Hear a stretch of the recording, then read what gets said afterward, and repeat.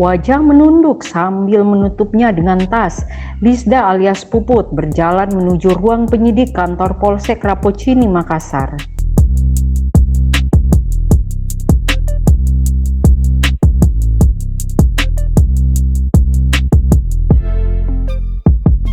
Perempuan ini bersama dua orang stafnya baru saja ditangkap polisi lantaran diduga menipu puluhan orang emak-emak dengan modus arisan online.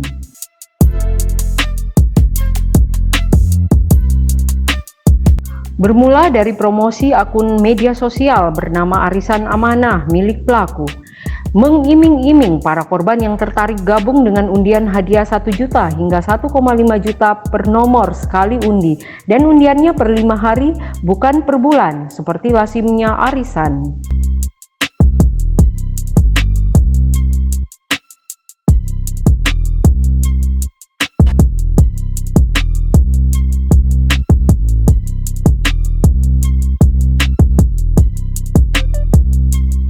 Apalagi sejumlah selebriti Instagram ikut meriahkan promosi akun medsos pelaku.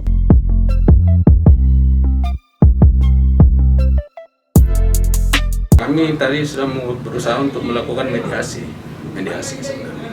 Cuma karena banyak korbannya lebih dari 100 orang.